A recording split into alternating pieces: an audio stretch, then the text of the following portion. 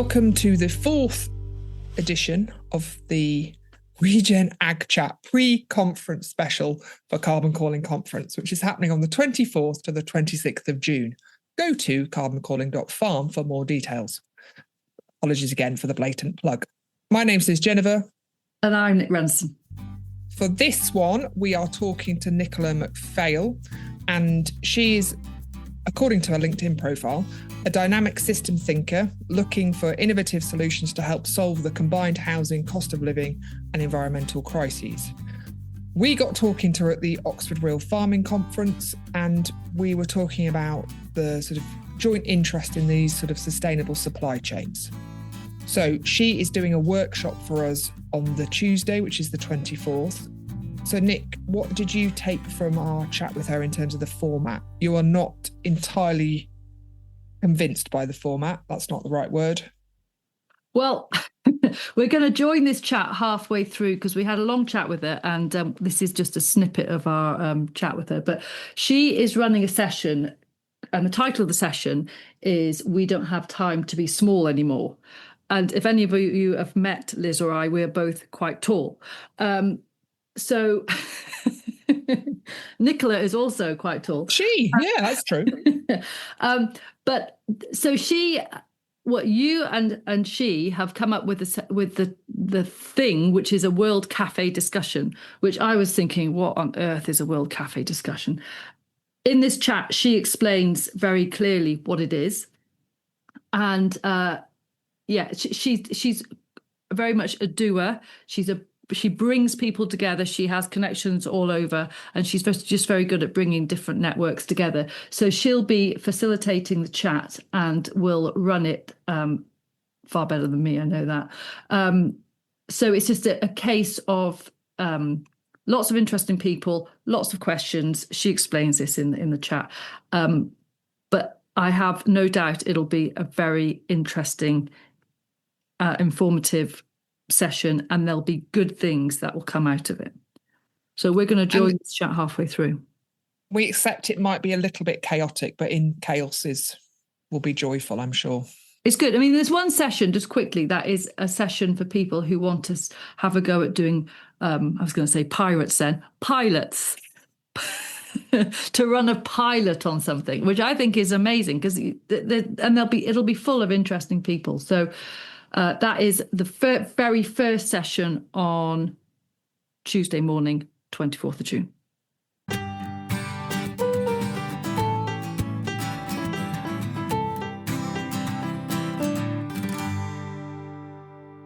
There's a bit of me, are we trying to go back into a day like the old day of yore where everybody was sort of foraging for their own food and everything had to come from 5 miles away, which I just think is unrealistic. So it's also trying to understand what are we actually trying to get to, which is people making more intentional decisions about where some of their food comes from. 100% is probably unrealistic unless you're absolutely obsessive.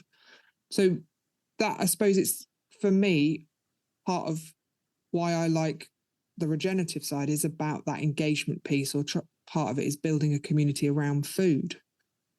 But when then I think about how do you get people going, we're buying a little bit of local food and aren't we noble, to actually making it into an entire movement is the bit that I then get stuck on, which I suppose is why we're doing the Tuesday, to get us some thinking about actually how do we get to that next hard step, which is scaling it, I suppose, locally. I think we talked about it as well, didn't we? There's been a decoupling or a disconnecting of where your food comes from and who grew it, if that makes sense. Like I mean, this gets into the challenges of labeling, which we won't go there, but like the whole, that re-engaging with understanding where food comes from and where your food comes from, even if, like you say, like in a region, we can't grow everything, that's the nature of the climate we live in, but understand, like you see other countries where they have a real, like, even walking around their supermarkets, their produce is front and center, and anything from anywhere else is just in the way it's orientated. It's put at the back or it's put further away. Like they kind of are ambassadors for their food and like where it's come from. And there's a pride about their food, and their culture around food is that it's, you know, it's it's from their country, it's what they grow, and they prioritize buying theirs. And so the marketplace is orientated for that, to give that choice, because that's what the consumers want. So there's a bit of like consumer driven pressure that makes other things change as well, I think. So even just that piece of the kind of culture around food and the pride around food and the connection with buying British food or buying local food and having that choice, and that being something you're proud of doing. I don't know, there seems to be like a bit of a shift, but where you have food on a shelf and you're not sure of where its origin is, or you don't know where it came from or who grew it, or whether it was shipped from across the world or whether it was grown here, it's kind of hard as a consumer at the moment, I think, to try and make those decisions. And like you're saying, to go to a farm shop to get certain things, or drive around to get your weekly shop when everybody's time famine and doesn't have enough, is working crazy weeks and doesn't have the time to do that, going around all the different places. That's an element of like, well, that's a convenience piece that the change in the industry or the change in supply chain is, we've got to try and match that, or try and give that level of convenience to people to make it again, it's like lowering those barriers to entry, it's lowering those barriers for change. If you can make it easier, one, to determine its origin, and two, to go and get your weekly shop or get more of someone's plate from a local source or from here, that's a start, because that's then putting in place those changes that makes it easier for other people to come along and also make those choices. I'm just very conscious that I've just been selling some chickens, and I had someone who travelled to buy 2 chickens, albeit only like 8 miles there and back. But it still feels like, but she made that decision because those chickens are delicious. But it does.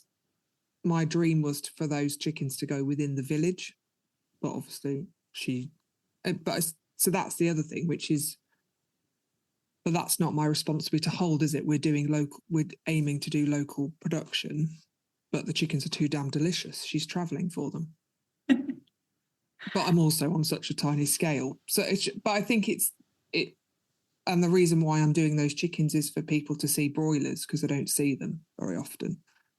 So there's lots of currents of why I'm doing it, not just to supply. I'm never going to supply chicken to South Lincolnshire. That is a certainty. But you think too many cauliflowers. That's why they're all eating cauliflowers or potatoes. But just think, Liz, how many chickens your village eats every week? Because I always think that when I'm delivering eggs, if I think if this village, and it just wouldn't happen, but if this village had all their eggs off us, I wouldn't need to go any further. But I was thinking this, you can kind of go kind of in a downward spiral with this, like it's so difficult. But if you then think of all the companies who are very pro regen, so you've got like the Wild Farm, the Nestle, which is slightly greenwashing, but locally we've got Lake District Farmers and Vista Veg. They're all kind of they're encouraging producers to go down this route, which is a great thing, isn't it? It kind of gives people confidence that there is a market there. Just briefly, Stato average 23 chickens per person per year. So my village will eat just shy of 12,000 chickens in a year. Oh my God. How many is that a day? Divide by 365. Thank you. 32. It's amazing, and isn't it? I sold 32. So I'm basically supplying a day's worth of my village consumption of chicken. That's it. And they're not buying it. But anyway, some of them are buying it. Sorry, Stato is. But I think if you think of it like that, it really does make you think. Like you've got 32 chickens waddling into your village every day. Hopefully they're in some sort of cellophane wrapping, but who knows? They could be. That's the next stage. They buy them live. But I feel like the positive piece with your lady driving to come and get them is that the taste factor and the nutritional factor is there. Like she knows that they taste better, and she's conscious about where they come from, and that's part of the consumer awareness and the education piece. I've had it the same with like regenerative growing like carrots or any sort of veg. Like I've just done them really simply. I've just had friends round or family round and just cooked like really simple meal, just like salt, pepper, bit of oil, roasted carrots, for example. And they've been like, where are these carrots from? These taste amazing, because they're realizing the difference between what there is in the shop and what it's almost two different products. And I think that exposure, the more that the kind of food we're talking about can get onto people's plates and into people's mouths, then it almost can sell itself. Like you say, the taste of your chickens is different to what they're getting elsewhere, and such. They're making the trip to do that. That's that I think is really positive, because I think people are becoming aware of it, and the restaurant scene is also is pushing this quite a lot. I'm seeing a lot of talk now and change in the restaurant scene of locally produced, like that they know this where their suppliers are, that it is sustainably produced. There's more of a talk of that as well. I think in America, like Alice Waters was a real big pioneer in that with her restaurant. And just that restaurant, in terms of her having this very core value of has to be sustainably produced, it has to be nutritious food, it has to be great tasting. I want to know the faces of the people that I'm buying this produce from. And then she's treating it with respect in the way that she's cooking it. And that's educating her customers on that this is a big part of why this restaurant exists. And then the supply chain that's come out from her restaurant that she's been able to support because she's created the demand for it has enabled loads of other farmers to pop up around the restaurant and supply it. And then she's rolled that on another whole other level into the edible schoolyards. So she started putting veg gardens into schools, and that started educating kids, and then she did cookery classes. So she's from one place, she's kind of pulled the threads and just kept going, which has been really interesting. That's the Netflix documentary I sent to you, Nick, other than Nic Renison. That's Alice the story Waters. Of her. Yeah, no, I'm all over her. In fact, one of the places I delivered to today, they went to visit her. They went all the way there to visit her. She's a bit of a ledge. Yeah, I think she's still kind of, she's getting on a bit now, but she's still there working away, or someone's running it for her. But yeah. And there's an example I always wanted to go see. I follow them on Instagram, which is I think it's called The Table in Stroud, which is a similar sort of idea with also a bit of sort of pay as you can type mentality. So you say there's these pockets of really amazing activity. It's how you, I suppose, being aware of where those pockets are and then sort of trying to join bits together. So the tables, I'm a bit thick on the World Cafe model. So you'll have tables, and on the tables there'll be how many tables do you think we might have? How many questions are there? Is it going to be grow? Six. Well, we might have, there's 6 questions, but we might have 2 tables per question, so there might be up to 12 tables.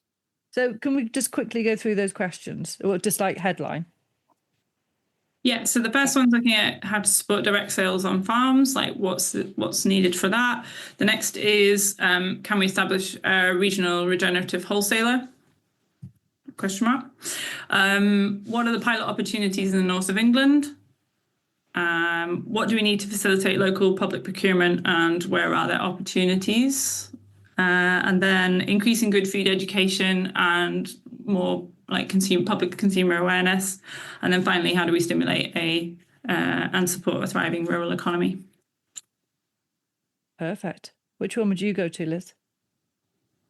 Well, I'm interested in the wholesaler approach, but I'm also interested in the public procurement piece, because I suppose the bit that stimulated this conversation was with farmers being paid for public goods, and a way that we need to think about that is actually getting food through the public procurement route.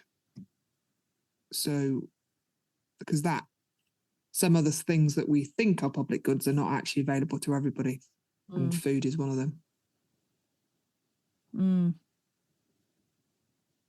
Yeah. Oh, but they're great topics, though.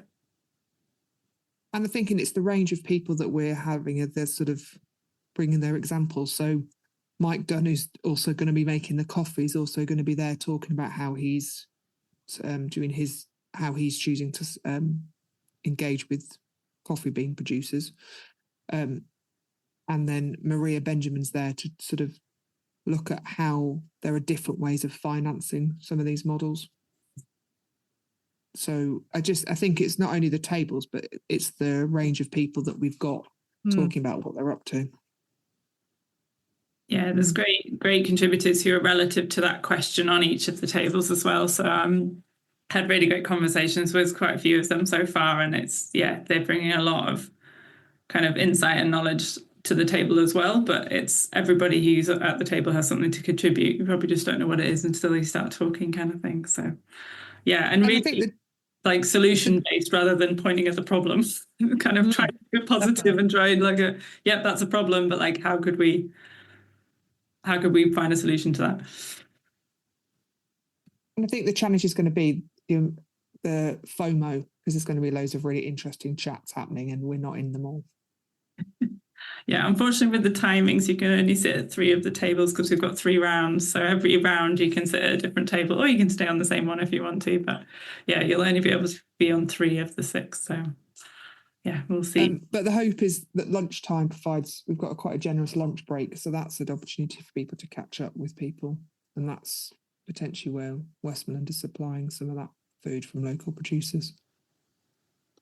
Yeah, and the end of the session as well, like each of the tables just quickly going to present some like highlights and different ideas and different stuff that's come out from the discussions. So and we'll have we'll all be kind of writing things down. Somebody on the table at least will write onto a big sheet of paper, and we can maybe put them up somewhere so people can see all the ideas and stuff that's kind of been triggered by the discussions in each table as well. So I mean, and these things, well, and I guess it's how this session's happened. We met you in that cafe, and then things do happen from, and when Tim Bloomer from Fell Brewery phoned me up randomly, wanted to come and chat to us one day and look at the cows, and then from that we've kind of built a relationship with him around Carbon Calling. So and people who come to these things quite often are quite doers, aren't they? They kind of want the change to happen. Thank you for listening to the Regen Ag podcast. Huge thanks to our sponsor Tim Nicholson from Cactus Tree Guards, Reno for the music, and Pete Ord, the podcast wizard from the studio at Sunbeams, part of the Annie Mawson Sunbeams Music Trust. See you next time.